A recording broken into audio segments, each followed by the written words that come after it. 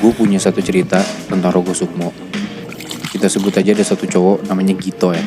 Oke. Dia masih muda, sekitar 20-an lah umurnya. Dan dia pelajarin yang namanya Rogo Sukmo ini. Kejadiannya di Purwokerto. Dan dia tuh belajar sama satu orang gurunya yang namanya Ki Banda. Dia belajar emang karena dia dekat akan agama apa gimana gitu? Sebenarnya kalau dari cerita yang gue dapat, Moy, si Gito ini emang udah pelajarin banyak ilmu hitam dan ilmu-ilmu tentang makhluk halus lah. Dan dia kayaknya udah sampai pada level dia mau coba nih Rogo Sukmo. Makanya dia belajar lah sama si gurunya ini. Nah, si Ki Banda ini emang terkenal sakti dan muridnya tuh banyak banget. Salah satunya Gito ini. Nah, kayak yang gue bilang tadi, sampai prosesnya di tingkatan tertentu, si Gito ini bilang kalau dia tuh mau belajar Rogo Sukmo sama gurunya. Gue langsung masuk aja ya ke ritualnya. Jadi setelah diokein sama gurunya ini, sama si Ki Banda, Gito itu harus nyelesain yang namanya ada ritual. Dia harus mandi. Dia mandi di 3 malam berturut-turut. Biar apa, Bi? Emang dari si Ki Bandanya kayak gitu, Nat. Syaratnya buat bisa Rogo Sukmo berarti. Betul. Oke. Jadi si Gito ini mandi di air pancuran. Itu tuh malam Rabu sampai malam Jumat. Dan dia mandi 3 hari ngejalanin si ritual ini. Dan mandinya itu harus tengah malam. Jadi si Gito ini dia duduk di pancuran itu, dia telanjang dan dia baca mantra. Dia duduk kayak di batu besar gitu di pancuran itu. Dan selama dia ngejalanin ritual ini di malam pertama itu, malam Rabu, itu berarti hitungannya hari Selasa ya, Selasa malam Rabu gitu ya. Dia tuh ngalamin banyak banget gangguan, Nat, Moy. Kayak selama dia lagi mandi itu, dia nyium bau busuk. Terus dia kayak ngerasa ada yang ngeliatin dia, tapi persis di depan dia, itu dia ngeliat diri dia sendiri. Berdiri di depan dia. Dan yang parahnya, dia ngeliat dirinya sendiri tuh kebakar depan dia sampai gosong.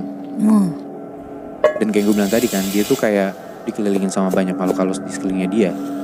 Dan yang parahnya, di belakangnya dia, di belakangnya Gito, itu kayak dia digerayangin gitu sama satu makhluk yang warnanya tuh hitam, buluan, dan kukunya panjang banget. Sampai kukunya ini yang ngegerayangin badannya si Gito itu. Dan kukunya tuh ngebekas di badannya si Gito ini. Kayak ada bekas-bekas cakaran banyak gitu loh. Itu hari pertama, Nat. Di hari kedua, Gito harus ngejalanin lagi kan si ritual mandi ini. Tapi dia gak mandi di tempat pertama, di tempat pancuran itu. Kali ini, dia mandi kembang di rumahnya dia.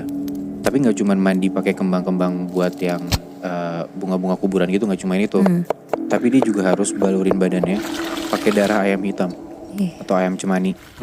Jadi kayak ayam lu sembelih, terus darahnya lu kumpulin, terus lu balurin tuh ke badan lu. Dan sama, dia ngelakuinnya harus dengan telanjang. Dia duduk di satu tanah gitu. Dan dia baca-bacain mantra yang harus dibaca gitu untuk menjalani si Rogo Sukmo ini. Dan di hari kedua pun Gito juga ngalamin gangguan yang separah gangguan pertama gitu loh. Seolah-olah di depan dia, di depan Gito, kali ini gak cuma ada satu sosok, Nat, Moy. Tapi banyak banget. Walaupun di depan dia persis, itu tetap ada sosok si badannya Gito ini. Gito ngelihat di depan dia ada diri dia sendiri, berdiri, tapi gak kebakar. Kali ini tuh badannya dia meleleh pelan-pelan dari mukanya dia. Dan mukanya dia yang tadinya biasa aja, bola matanya tiba-tiba jatuh gara-gara meleleh. Giginya juga berjatuhan. Dan mukanya lama-lama abis meleleh gitu aja. Dan gak cuma badannya dia, di sekelilingnya si Gito itu ada pocong yang tiduran kaku, ada juga kuntilanak, dan genderuwo banyak banget di sekelilingnya si Gito ini. Dan Gito juga tetap digerangin dari belakang kayak gue bilang tadi. Ada kuku yang ngebekas di badannya dia gitu loh, bener-bener sekujur tubuhnya. Tapi kali ini untungnya lukanya tuh cepet banget hilang. Begitu pagi lukanya tuh udah sembuh gitu aja. Nah, di malam ketiga nih, malam terakhir dimana dia harus menjalani ritualnya, Gito tuh diminta sama si Ki Banda ini buat mandi air kembang lagi di rumahnya dia. Tapi kali ini bukan pakai air kembang biasa, dan dia nggak cuma pakai darah ayam doang. Kali ini airnya itu harus didapat dari tempat-tempat keramat. Jadi ada 7 tempat keramat buat dipakai mandi sama si Gito ini. Yang ngambilin airnya Gito juga. Gito juga, emang. Dan kali ini Gito tuh diminta buat makan jantung dan hati ayam mentah. Dilakuin lah sama Gito demi dia bisa ngelakuin Rogo Sukmo ini kan. Setelah itu Gito duduk di satu tempat itu, dan Ki Banda tuh ninggalin dia. Dia bilang Ki Banda bakal pulang. Dan di malam itu Ki Banda tuh bilang setelah si Gito duduk di tempatnya dia itu dan dia mandi pakai air kembang ini, Ki Banda bakal pulang ke rumahnya. Dan Ki Banda tuh minta buat Gito tuh nyamperin dia ke rumah, tapi pakai Rogo Sukmo. Jadi nyamperin Ki Banda ke rumahnya, itu cuman rohnya si Gito doang, gak pakai badannya ditinggal. Untuk membuktikan kalau ya lu udah berhasil Rogo Sukmo. Tapi dia emang udah bisa kayak gitu. Nah, si Ki Banda memastikan buat ya lu harus bisa di malam itu juga. Kalau enggak ya lu gak berhasil. Ritualnya harus diulang lagi dari awal. Sebelum Ki Banda pulang dia bilang yang penting Gito tuh harus fokus banget sampai bener-bener Rogo Sukmo tuh berhasil. Coba kamu lepas raga kamu. Kalau kamu merasa udah bisa lepas, kamu samperin saya di rumah. Setelah itu Ki Banda pulang ke rumah dan Gito coba tuh buat konsentrasi di situ. Dia fokus dan bener aja di malam itu Gito tuh ngerasa badannya kayak terbang Woi. Dia ngerasa dia bisa ngelihat badannya sendiri. Dia ngelihat badannya tuh duduk di atas tanah di rumahnya dia. Dan setelah itu langsung lah dia nyamperin Ki Banda ke rumahnya. Oh berarti dia bisa kayak ngontrol rohnya gitu ya? Iya benar. Jadi udah beneran berhasil. Dia beneran berhasil buat keluar dari badannya dia gitu loh, rohnya ini. Udah tuh si rohnya Gito ini pergi ke rumahnya si Ki Banda. Dia datang dan ketemulah si Ki Banda ini. Dan ya Ki Banda dengan ilmunya yang udah tinggi udah pasti dong bisa ngelihat si Gito kan. Gito sampai ke rumahnya dan udah ketemu. Ki Banda bilang ikutin saya. Akhirnya mereka keluarlah dari rumahnya Ki Banda. Mereka keluar dan Gito tuh dibawa ke tempat-tempat tertentu. Kayak Gito tuh dibawa ke keluar terus ke rumah siapa, ngeliat kayak bener-bener lu bisa gak sih kemana-mana pakai roh lo doang gitu, sedangkan raga lo ditinggal. Tapi di situ Ki Bandanya itu nggak Rogo Sukmo ya? Dia Nggak. jadi diri dia aja. Dia pakai badannya sendiri dan itu posisinya tengah malam, kayak sekitar jam 1 jam 2-an. Nah, tapi intinya si Ki Banda ini bilang, ini kamu saya tes bisa kemana aja dan yang penting kamu harus balik ke badan kamu sebelum subuh. Karena kalau udah lewat dari subuh, dia nggak bisa balik ke badannya dia. Dan di situ Ki Banda bilang kalau dia tuh nggak mau nganter Gito balik ke badannya, Gito harus balik sendiri. Biar dia mandiri gitu loh, kayak ya lu udah jago dan lu harus bisa sendiri, nggak mungkin gua anterin terus. Sampai akhirnya Ki Banda itu ngajak Gito ke suatu tempat kayak kebun-kebun gitu dan banyak pepohonan. Terus Ki Banda bilang, coba kamu pergi ke sana. Sambil gurunya tuh nunjuk ke satu arah yang jalannya tuh ya lebih jauh lah dari gurunya ini. Dan di situ ya pepohonannya makin banyak. Gitu jalan terus jauh dengan rohnya dia doang sampai gurunya ini nggak kelihatan udah di mana. Gitu masuk ke pepohonan itu dan itu kayak sekitar udah jam 3 atau setengah 4 subuh. Ya udah mau subuh lah ya. Gitu udah nggak ngeliat lagi nih gurunya ada di mana. Kayak dia mau nyamperin gurunya ke tempat dia pisah tadi juga nggak ada. Cuman pas Gito mau balik ke badannya dia, Gito coba ambil jalan A gitu ya buat ke rumahnya dia. Entah kenapa dia tuh selalu balik ke titik awal. Jadi kayak dia kayak disasarin gitu loh Titik awal tuh berarti di dalam hutan itu? Iya di dalam pepohonan itu pun juga kayak dia ke tempat pas dia misah sama Ki Banda itu balik ke sana lagi, dia kayak nggak bisa balik ke rumah gitu loh dengan rohnya dia. Dia coba cari jalan lain pun dengan berbagai cara benar-benar nggak bisa. Sampai dia coba berkali-kali akhirnya berhasil nih. Dia keluar dari pepohonan yang banyak itu. Kayak hutan kecil gitu loh Dan udah mulai panik tuh gara-gara udah mau subuh kan. Ditambah saat Gito ngelakuin Rogo Sukmo ini, dia tuh kayak masuk ke dalam dimensi yang beda sama dimensi manusia gitu loh Jadi dia tuh bisa banget ngelihat makhluk atau hal-hal yang manusia tuh nggak bisa lihat. Segala makhluk banyak banget itu ada di situ, ada di pohon-pohon di hutan-hutan itu ataupun di perjalanan dia pas dia sama Ki Banda juga. Cuman waktu dia sama Ki Banda ya aman-aman aja karena ya dia kan pergi sama gurunya. Kalau sekarang dia sendiri, benar-benar sendiri. Dan permasalahannya kalau Gito ini nggak balik ke badannya sebelum subuh, raganya tuh bakal dikuasain sama jin setempat dia di tempat badannya dia itu. Karena kan yang sebelum-sebelumnya pun pas dia mau coba Rogo Sukmo itu aja udah diliatin sama makhluk-makhluk lain kan. Sampai di tengah perjalanan dia mau balik ke badannya itu kayak udah jam 4-an. Dan pas Gito udah deket banget nih sama badannya, di belakangnya Gito tuh udah banyak banget jin dan setan yang ngikutin dia. Karena ya jin dan setan ini tahu kalau misalkan mereka tuh mau ngambil badan orang yang rohnya lagi keluar. Jadi kayak ada badan kosong nih kayak Rebutan pasti. rebutan gitu loh. Dan sampai akhirnya di situ Gito gagal. Nah terus gimana? Dia terlambat buat masuk ke badannya Dan setelah rohnya nggak bisa balik ke badannya, Gito ya dengan rohnya dia yang sambil berterbangan itu, dia tuh ngerasa di hari itu tuh gelap terus, bener-bener malam, gak ada pagi. Kalaupun kayak ada cahaya tuh bener-bener mendung banget. Jasadnya diem aja berarti. Jasadnya diem aja, dan dia tuh kemana-mana kayak hampa, bener-bener semua gelap. Dan di saat itu selama belasan jam Gito duduk aja tuh di depan raganya dia, sambil di sekelilingnya Gito tuh banyak banget makhluk-makhluk yang ngeliatin badannya juga. Akhirnya setelah belasan jam nunggu, Kibana datang lah ke badannya si Gito ini. Dia coba bantuin Gito buat balik ke badannya, tapi Kibana tuh datang dengan bawa kepala reok gitu loh, Nat, Muy. Entah kenapa Gito juga nggak tahu, dan kepalanya ditaruh di atas tanah.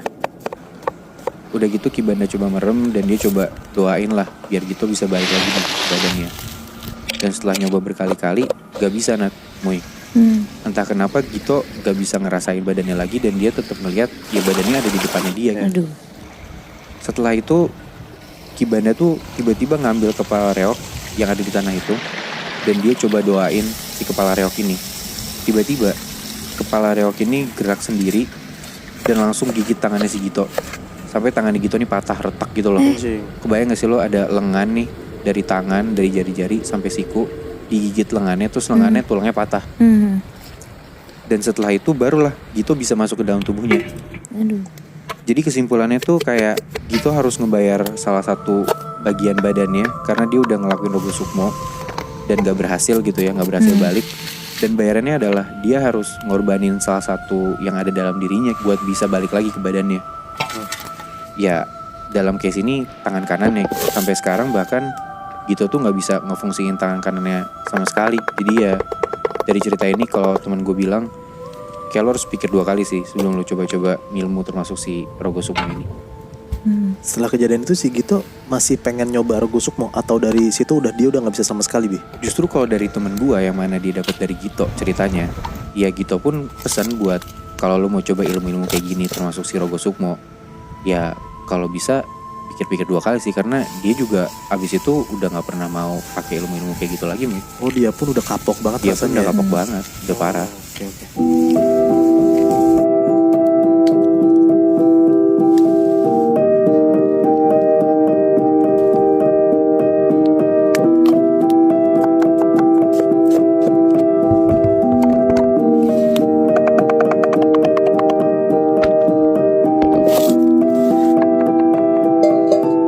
Pengalaman Rogo Sukmo orang tuh beda-beda. Ada yang katanya seru, ada yang tegang, ada yang serem. Pokoknya banyak lah. Terus gak banyak juga orang yang ngalamin astral projection atau Rogo Sukmo tuh pas lagi ngalamin itu, dia tuh ngerasain hal-hal yang di luar nalar manusia. Oh, Yang bisa ngeliat badannya sendiri, bisa ngeliat makhluk halus, kayak yang tadi cerita lo itu, Bi. berarti kayak ya gak cuman lu keluar dari badan lu, tapi lu juga ngeliat suatu hal yang lain kan? Iya, Ya, jadi double gitu loh kejadian mistisnya, ya gak sih? iya benar. Dan kalau misalnya orang awam biasa ya gak akan bisa ngerasain itu kan. Lagi-lagi percaya gak percaya, ya yang dialamin sama orang yang ngalamin Rogo Sukmo itu emang cuma dia doang yang bisa ngerasain. Iya. Nah, gue dapat satu cerita soal cowok yang secara tiba-tiba dia itu Rogo Sukmo.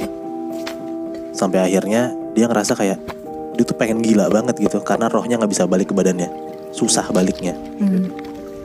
Ada satu cowok, sebut aja namanya Bani. Dia umurnya 28 tahun dan dia tuh sehari-hari kerja swasta di Jakarta. Nah, aslinya tuh si Bani ini orang Jogja. Dia merantau ke Jakarta udah hampir 5 tahunan. Dia ngekos sendiri, dan ada di satu momen dia tuh kerja bener-bener full banget seharian, sampai dia tuh burn out banget lah rasanya. Di hari itu dia kerja dari jam 6 pagi sampai sekitar jam 10-an malam baru beres. Dan di kemarin-kemarinnya pun juga kerjaan Ban itu ancur-ancuran banget, Binat. Pokoknya ngepack banget lah kerjaannya. Dia pusing banget, mana dia tuh lembur sendirian di kantor. Si Ban itu punya kebiasaan, kalau dia kecapean banget, pas dia lagi tidur, dia tuh ngerasa kayak kalau gak ketindihan, atau enggak dia ngigo-ngigo sendiri, dan dia berasa kayak badan dia tuh gak di sana gitu loh. Jadi kayak dia mimpi, tapi dia ngerasa mimpinya tuh nyata, dan dia bisa ngontrol mimpinya itu sendiri. Lucid dream. Iya mungkin ya. Dan di malam itu dia baru beres kerja jam 10-an, OTW pulang, dan dia sampai rumah tuh sekitar jam 11-an malam. Dia nyampe kosan jam 11-an malam. Udah tuh karena udah capek, dia udah gedek kerjaannya banyak, dia gak bersih-bersih, dia gak baca doa, badannya masih kotor.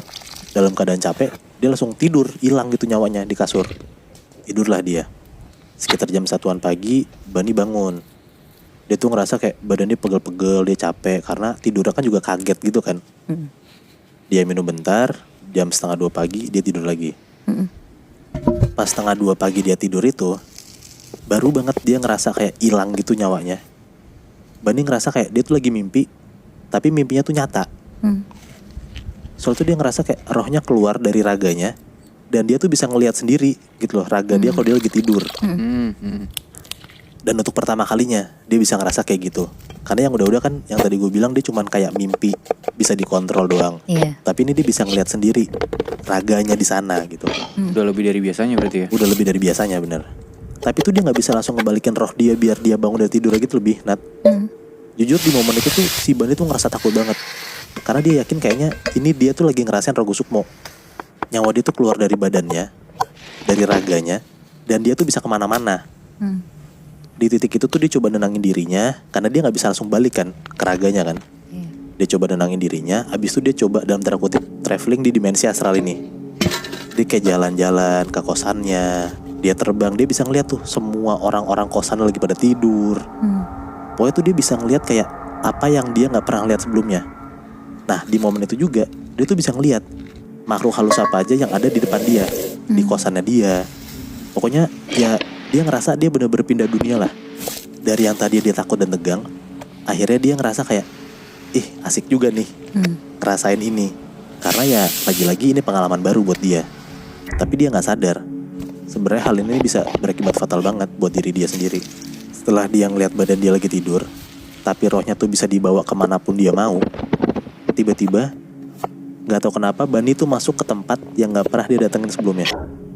Tempatnya tuh gelap banget Nat, tapi luas. Dia ngeliat kayak sejauh mata memandang dia tuh ada kayak cahaya titik putih gitu.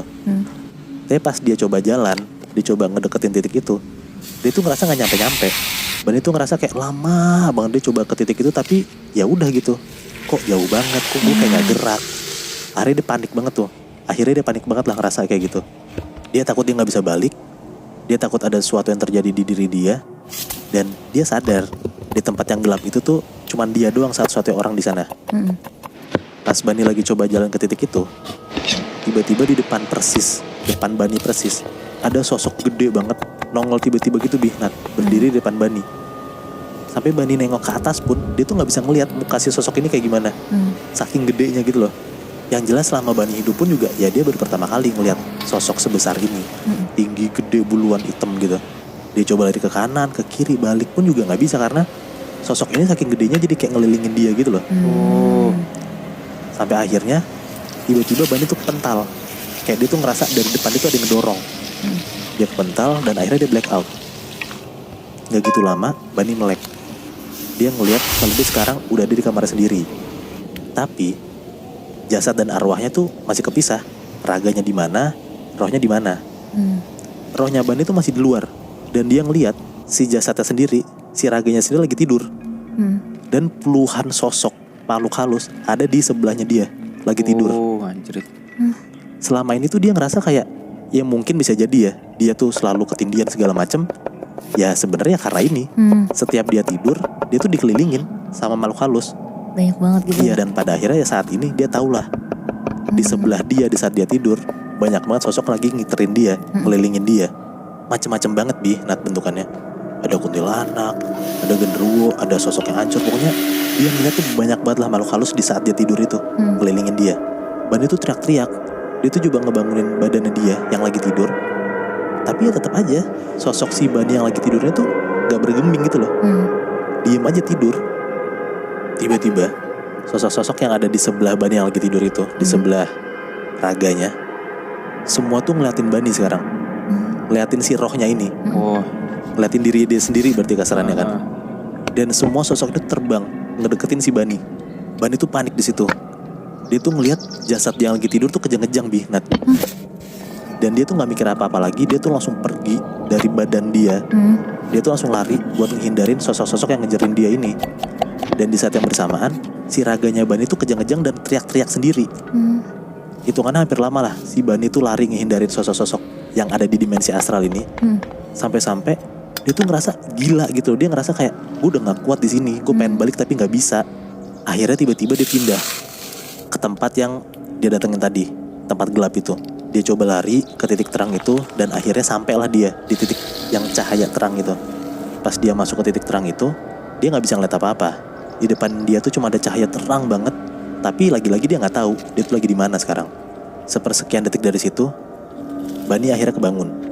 Bani bangun dari tidurnya dengan keadaan dia keringetan banget dan dia ngeliat di kanan kiri dia tuh udah banyak beberapa teman-teman kosannya lagi ngejagain dia.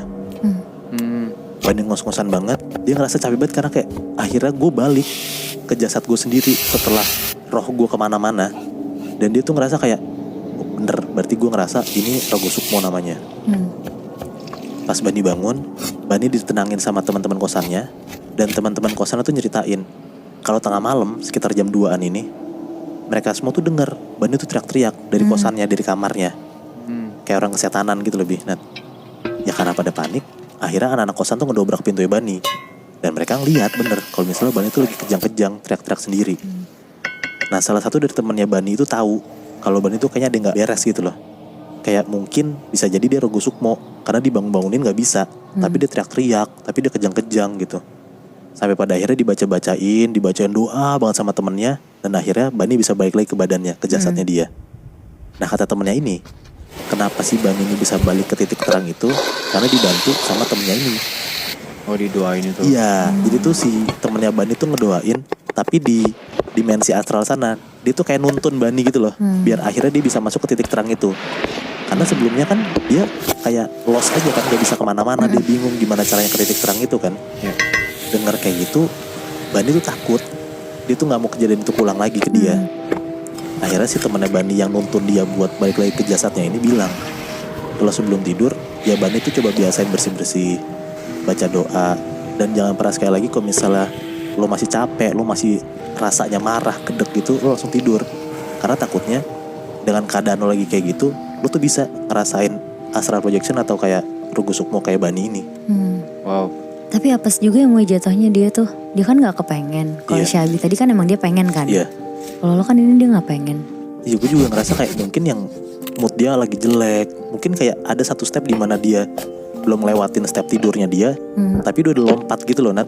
Makanya dia bisa ngerasain kayak gini kan. Kan banyak yang bilang kayak gitu tuh. Iya, cara untuk astral projection. Iya, benar. Gue jadi kepikiran sih, lu sering liat gak sih kalau di film-film, misalkan dia lagi tidur gitu ya, terus orang sebelahnya kaget gara-gara tiba-tiba dia teriak gitu kan, teriak kejang-kejang. Kayaknya kalau dari point of view temen-temen ya, kelihatannya kayak gitu gak sih? Tapi ya yang kita gak tahu adalah perjalanan si Bani tadi, yang ternyata kalau yang kita lihat itu kejang-kejang doang atau kayak ngigo gitu ya. Padahal ya lu gak cuma sekedar mimpi buruk, tapi lu bahkan ngelakuin astral projection atau Rogo Sukmo gitu loh. Iya benar, bisa jadi Bi. Gokil sih.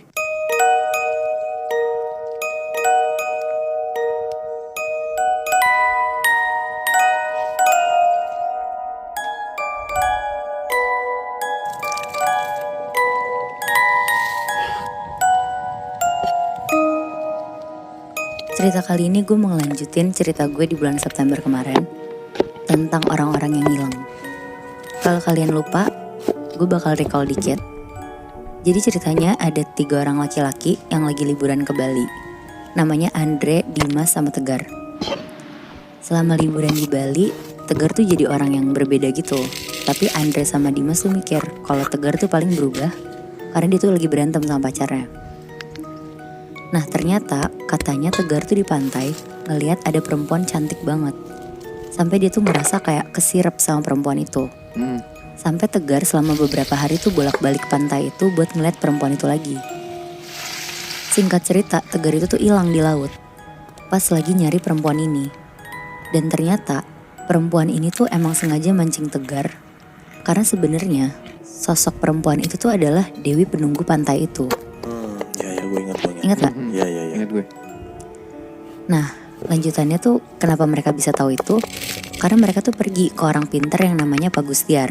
Sekarang gue mau ceritain dari point of view-nya Pak Gustiar sama Andre tentang kejadian itu pas Tegar hilang. Oh jadi si Pak Gustiar sama si Andre ya? Iya. Mereka berdua Rogo Sukmo buat ke pantai itu gak sih? Bener Bi. Masuk ke dalam lautnya. Iya benar. Oke. Seru. Jadi Pak Gustiar ini tuh emang orang pinter yang bisa dibilang lumayan jago. Yang di Pondok Gede itu kan? Bener. Gue bilang gitu karena menurut gue tuh gak semua orang pinter bisa ngelakuin apa yang dilakuin sama Pak Gustiar ini soalnya. Iya. Waktu itu Pak Gustiar tuh ngajak Andre untuk merogoh sukma bareng ngeliat si Tegar. Caranya itu awalnya Pak Gustiar tuh doa-doa sambil meditasi. Andre pun diajak meditasi, pokoknya harus dalam kondisi yang tenang.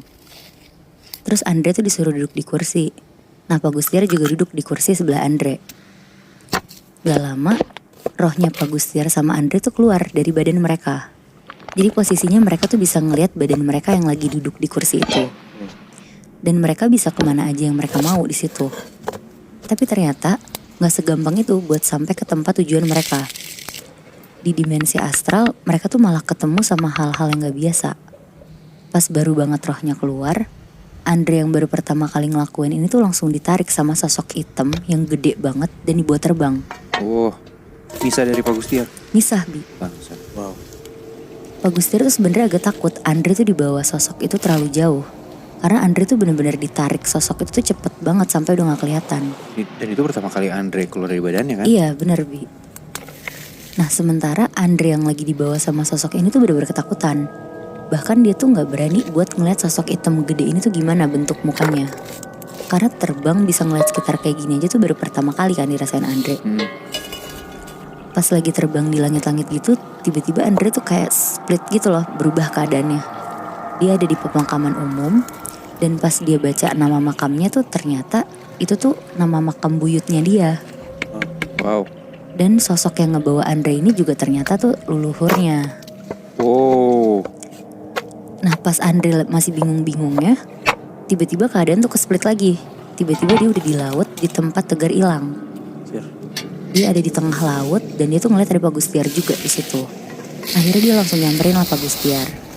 Selama lagi di laut itu tuh Pak Gustiar berusaha nyari Tegar. Dia juga nggak tahu sebenarnya ada di mana. Cuma dia kayak ngerasa diarahin ke laut yang ada 2 batu kembar di tengahnya. Dan ternyata bener aja ada Tegar di sana lagi berenang. Dan gak lama Tegar tuh kelelep masuk ke laut. Akhirnya Pak Gustiar sama Andre tuh menuju ke arah 2 batu kembar itu. Di dalam laut kan ini? Bener Moy. Tapi pas dia udah sampai di 2 batu itu, dia tuh kayak dihadang sama 2 sosok penjaga yang badannya besar-besar dan bawa tongkat. Pak Gustiar tuh berusaha komunikasi sama 2 sosok ini dan bermaksud buat nyari keberadaan si Tegar. Tapi 2 sosok ini tuh tetap ngehadang Pak Gustiar sama Andre. Kayak ngumpetin sesuatu gitu loh Muibi. Nah katanya Pak Gustiar tuh disitu ngeliat kayak ada kaki manusia yang ngambang gitu loh di dekat batu. Akhirnya karena tujuan mereka gak diterima dengan baik sama 2 sosok penjaga itu, Pak Gustiar tuh mutusin buat balik lagi ke tubuh mereka. Pak Gustiar ngebawa si Andre juga sekalian. Mereka kayak terbang lewatin tempat-tempat yang aneh, bahkan tiba-tiba mereka tuh udah balik lagi ke badannya. Nah ternyata Muibi, Pak Gustiar tuh sebenarnya ngelihat Tegar kakinya tuh ditarik sama sosok Dewi penjaga laut itu. Pas dia lagi rogoh sukmo itu? Iya. Wow. Kenapa gak dipaksain buat ngambil Tegar? Karena dia tuh juga ngelihat Tegar tuh kondisinya ternyata udah gak bernyawa. Akhirnya Pak Gustiar tuh ngegambarin lah letak-letak persisnya di atas kertas untuk teman-temannya Tegar. Bahkan 2 batu kembar itu dan kakinya Tegar pun digambar sama Pak Gustiar buat dikasih ke mereka. Karena niatnya mereka itu tuh mau ngasih ke tim SAR untuk nyari badannya si Tegar. Mereka ini maksudnya teman-temannya Tegar yang nyariin ini kan? Iya benar Bi, yang datang ke Pak Gustiar ini. Iya. Akhirnya karena udah dapetin map persisnya dari Pak Gustiar, besoknya Andre, Dimas sama Nadia tuh pacarnya Tegar, balik ke Bali buat nyari jasadnya Tegar sesuai dengan map yang dikasih sama Pak Gustiar. Tapi karena Andre takut banget karena dia udah ngeliat bareng sama Pak Gustiar kemarin, jadi Pak Gustiar tuh nyaranin ke Andre. Dia bilang, gimana kalau kalian semua ke Bali, saya mantau dengan ngerogoh sukmo dari sini. Akhirnya Andre setuju sama saran Pak Gustiar. Mereka ke Bali dan ngeyakinin tim SAR kalau mereka tuh tahu jasadnya Tegar ada di mana. Mereka berangkat naik perahu sama tim SAR buat nyari jasadnya Tegar. Kira-kira kurang lebih 2 jam, mereka tuh nemuin jasadnya Tegar persis di tempat yang digambarin Pak Gustiar. Setelah mereka bawa balik jasadnya Tegar ke Jakarta, besoknya Andre tuh datang ke Pak Gustiar. Dia ngucapin terima kasih banyak sama Pak Gustiar karena beneran ketemu tuh Tegar. Pak Gusdar tuh di situ bilang kalau selama pencarian dia tuh ngelihat katanya tim SAR tuh sengaja disasarin sama penunggu-penunggu yang ada di sana. Oh soalnya dia Rogo Sukmo juga ya? Iya, Iya, terus. makanya mereka tuh nemuin jasad Tegar tuh agak lama kan, sampai 2 jam gitu. Iya. Itu tuh karena sebenarnya rohnya Tegar tuh udah diculik sama sosok Dewi penunggu itu. Oh. Jadi jasadnya si Tegar diambil udah bisa, tapi rohnya nyangkut di dalam laut itu Iya bener Moy. sampai sekarang. Iya, jadi budaknya si Dewi itu. Anjing. Iya juga sih, ya karena yang nyulik juga bukan cuma makhluk biasa kan, karena ya Dewi penunggu di sana. Iya bener. Emang kuat banget. Iya anjing. Dari 3 cerita kita pengalaman Rogo Sukmonya beda-beda dan gue ngerasa tuh serem banget anjing. Emang di luar nalar banget sih Moy. Maksud gue kayak ya Rogo Sukmo nih, lu keluar dari badan lu, yang biasanya lu bisa lihat diri lu sendiri depan lu tapi lewat kaca, ini beneran pakai mata lu sendiri gitu kan. Dari situ aja udah ya di luar nalar banget loh Moy. Nat. Iya makanya tadi gue bilang Bi, kan gue sempat senggol kan, kayak pengalaman Rogo Sukmo orang tuh beda-beda gitu loh perjalanannya. Bahkan lebih dari itu, dia tuh bisa ngelihat dimensi astral gitu loh. Yang tadinya kan dia ada dimensi kita, dimensi manusia kan. Pas di saat dia Rogo Sukmo, dia pindah ke dimensi astral dan dia tuh bisa ngelihat gitu banyak sosok-sosok yang belum pernah dia lihat sebelumnya. Haha. Dan gue penasaran makanya kayak di luar 3 cerita kita ini, mungkin ada orang-orang di luar sana yang pernah ngalamin Rogo Sukmo dan pengalaman itu kan beda-beda pasti kan. Nah gue penasaran gitu loh, pengalaman mereka kayak gimana ya. Gue setuju sih Moy. Jujur gue penasaran banget sih Moy. Bener kata lo. Gue tuh ada takutnya juga buat ngelakuin Rogo Sukmo. Tapi sebenarnya deep down gue tuh juga penasaran gimana rasanya roh lo tuh keluar dari badan lo sendiri. Iya. Apa kita coba aja ya Moy? Nat. Boleh.